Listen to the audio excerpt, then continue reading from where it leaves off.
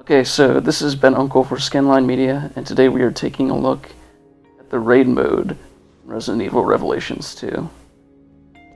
Now, raid mode is this kind of thing where it drops you in an arena, and you basically have to shoot a bunch of zombies. Not much horror in that, but it's still a lot of fun. And the weird thing about this version is that, right off the bat, they have lots of weird they have typical unlock trees that you'd find in stuff like Call of Duty or games of that type. And, the other kind of weird thing is, lots of it is structured around getting you to pay real money for outfits and lives, actually. For example, if I go down during this mission, I'll have an option to buy a heart that will let me respawn immediately.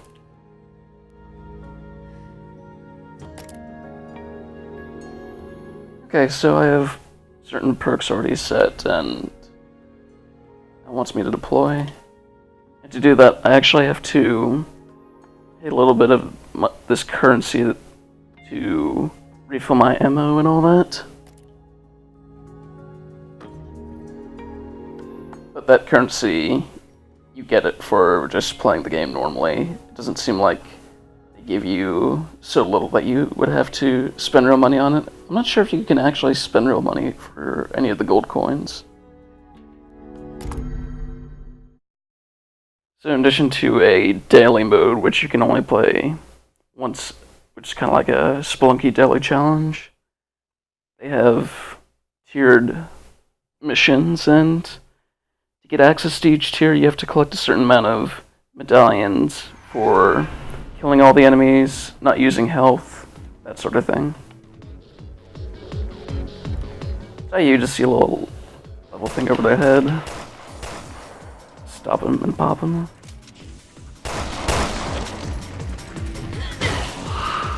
You can also get up close and smack them once they're stunned by a headshot or whatever.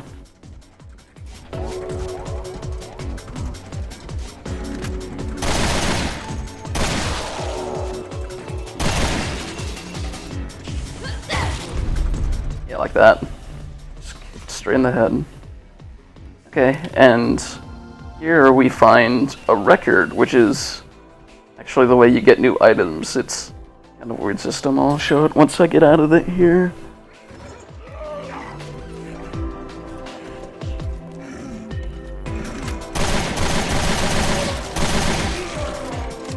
As you can see, they're not all the typical slow zombies. That some of them have a little bit of speed to them.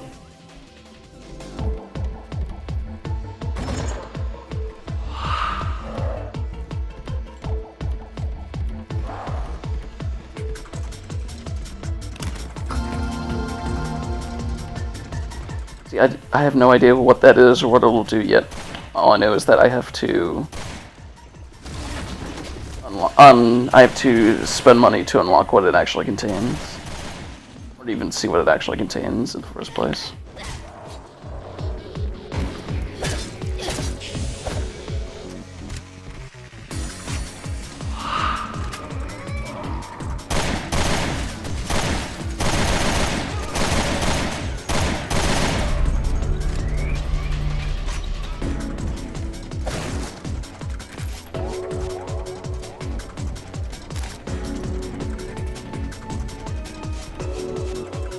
The whole turn 180 degrees thing. Sorry, I'm gonna make you dizzy doing this. Okay, let's head on to the next area.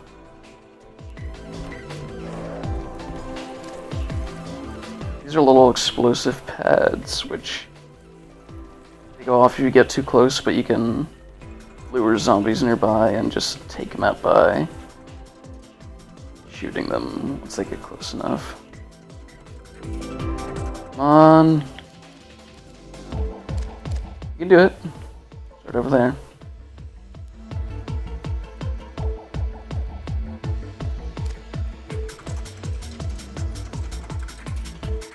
Close enough. No. Did nothing. Oh, that was a big waste.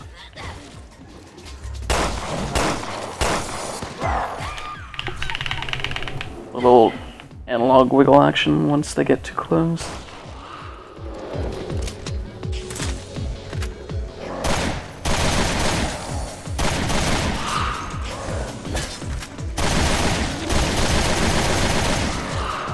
If you just run up straight to them, you can do a little knife action. I'm doing terrible.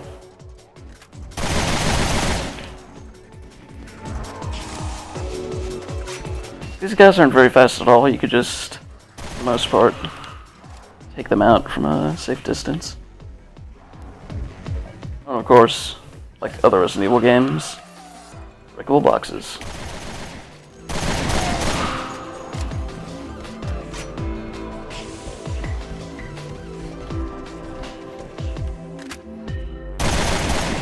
I feel like I saw this level on a quick look for Resident Evil 6, but I could be wrong about that.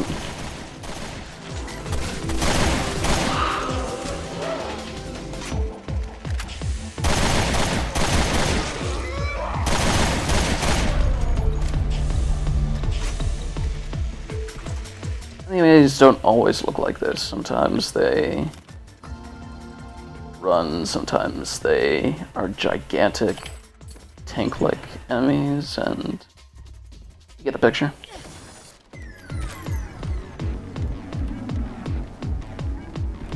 I don't know if you're one of those traditional survival horror fans of Resident Evil, this probably isn't your thing at all, and it never was for the many different variations they had on this. So there we go, got a little explosive action going on there. You guys are a little more resilient than a normal zombie, but they go down just the same.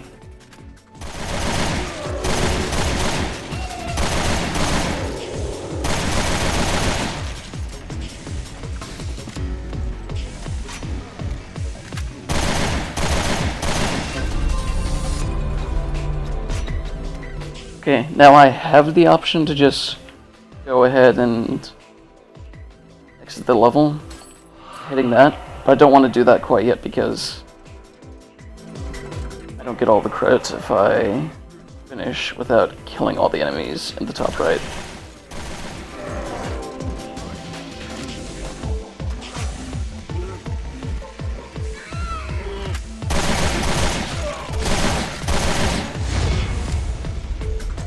There we go. Now all the enemies are finished. I guess I'm just going down here to make sure I have everything. No chest down here.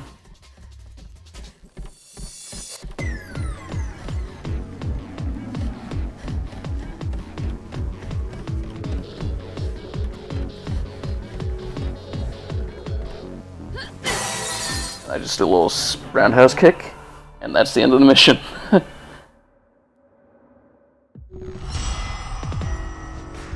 Air medallion, challenge medallion, no error medallion, genocide medallion, and completion medallion.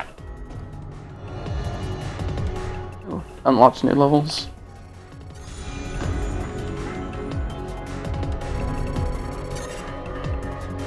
So yeah, after all that, you get ranked up. It tells you all the records that you found in the level.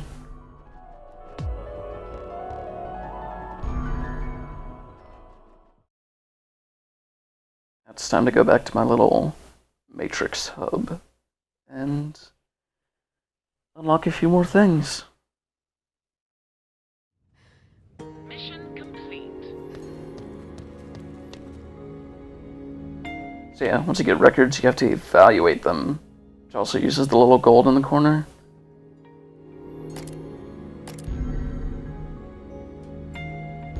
You can only have up to 12 records stored at a time, unless you pay for the DLC, which adds more records. Adds more record slots. Which is kinda, but, oh well.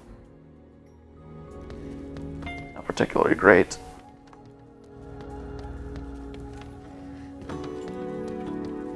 okay.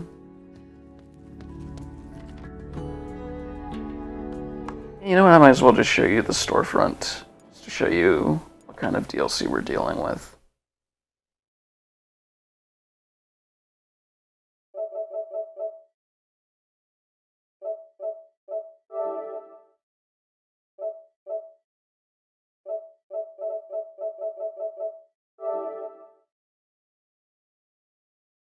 Okay, so we have more innocent things like, hey, buy an extra character or gun.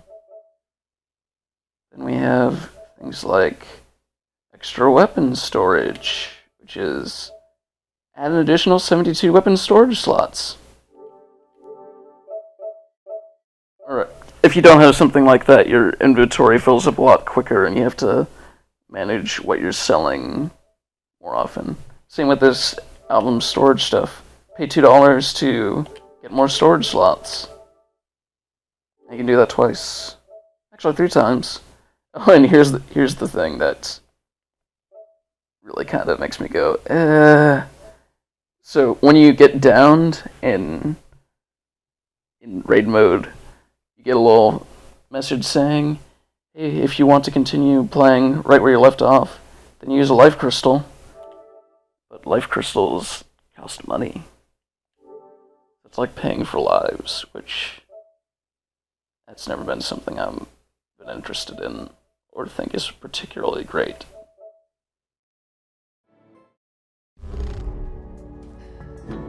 So we'll do one more just to show off how it works.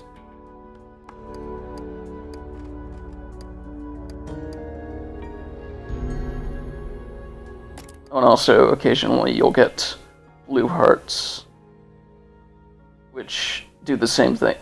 You can cash in a blue heart for a red revival heart while you're playing, which I guess alleviates some of the annoying free-to-play stuff, but I don't know. This is a $25 game. Well, you only have to pay $6 to get the first episode and get into raid mode, but still, for a game you're paying money for, I'd rather not do that. I'd rather not have that be a factor.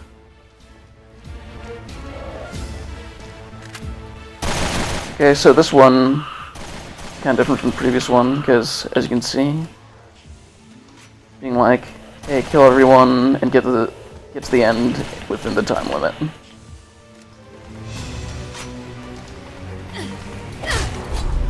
If I fail this one, then it doesn't let me play. It doesn't let me try it again until the next day. Okay.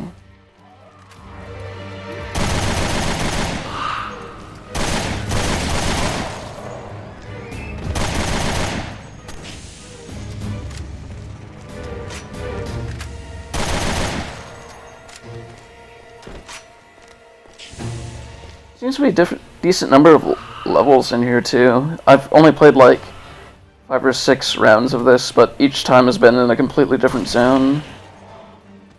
It's pretty nice. But I also had that, because I pre-ordered, they also gave me an extra pack of raid levels, so that might contribute to that somewhat.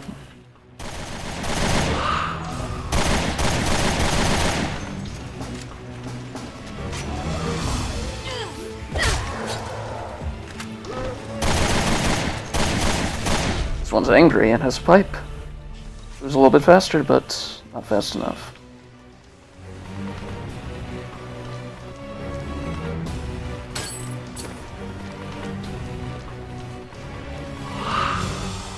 Seems fairly easy to complete.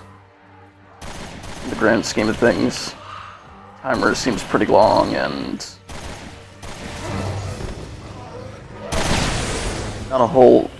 not too many enemies that I have to complete.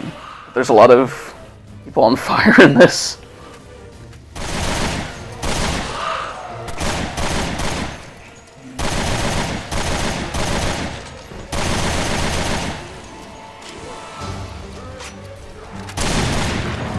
Shit, that one blew up.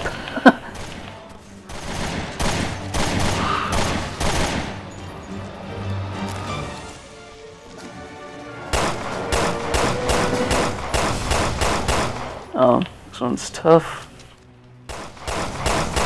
It's wearing a pyramid head-like mask on, too. I don't buy that you're seeing anything out of that. There we go.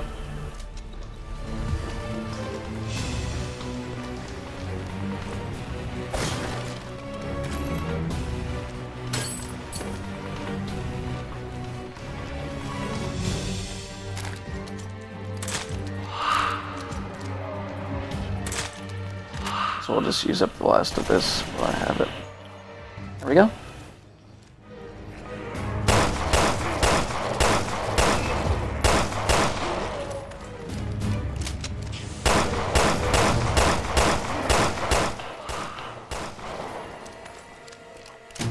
This gets a little more tense in later levels, or at higher difficulties, or with more people playing, because, as is, I don't know, it's mostly just stop and pop and not much risk or tension. Then again, this mode is very much more like an arcade gallery than most other modes in Resident Evil. Oh crap. It'll swing at me.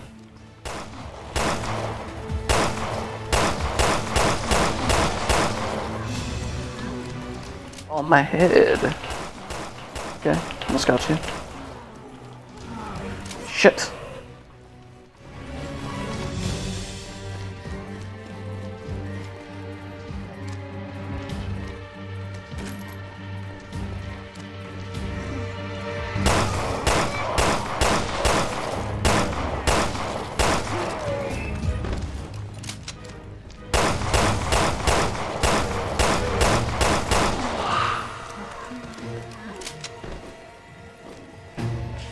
There's more ammo over here. So I'm gonna double back a bit. Run through this giant, boring hallway. Until I get back to the ammo, wherever the hell that was. Oh, there we go.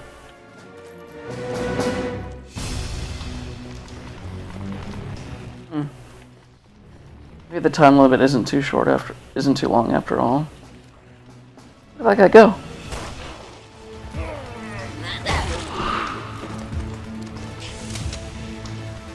That seems like a much smarter way to take care of these guys.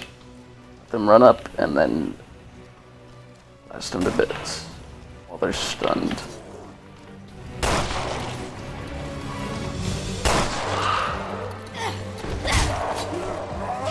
Oh shit.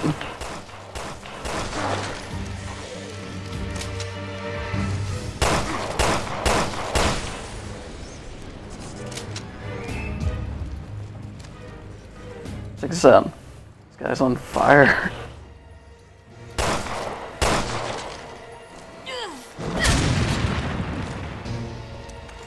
That did not hurt me at all. Weird.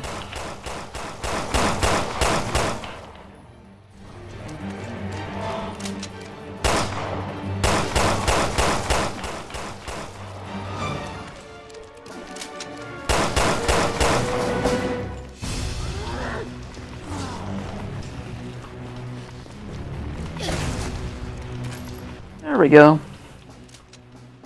It's a relief.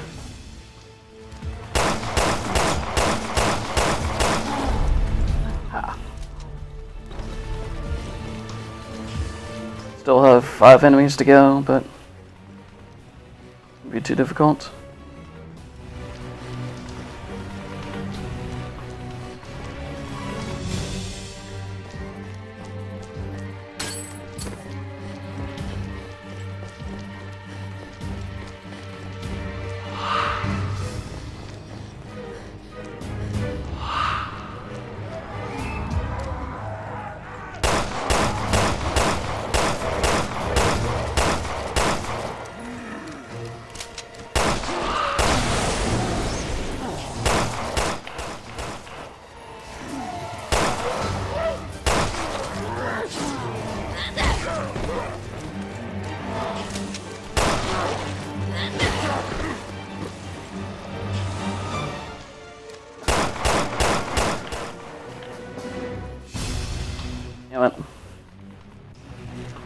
good enough for me.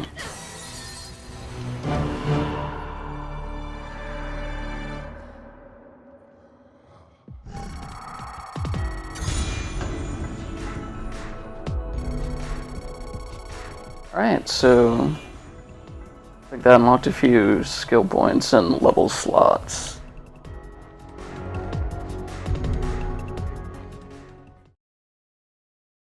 Weapon slots, I mean. Talking in the mic, kinda hard sometimes. Still getting used to it. Yeah, here we go. Life crystals are used for respawning when you run out of health on a mission. On respawning, your health and skill gauge will be fully restored. Respawning is allowed in certain missions.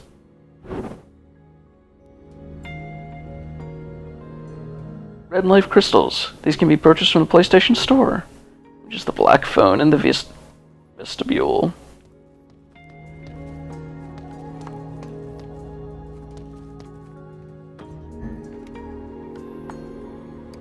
Oh. Guess I didn't unlock a new weapon slot after all. Oh well. Go ahead and add a new perk.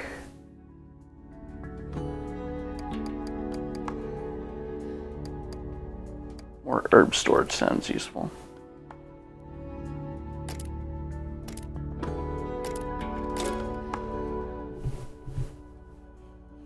And I suppose that's about it. There's not much else to this mode, other than the fact that you can also compete against friends and whatever. The leaderboard doesn't seem to be working right now.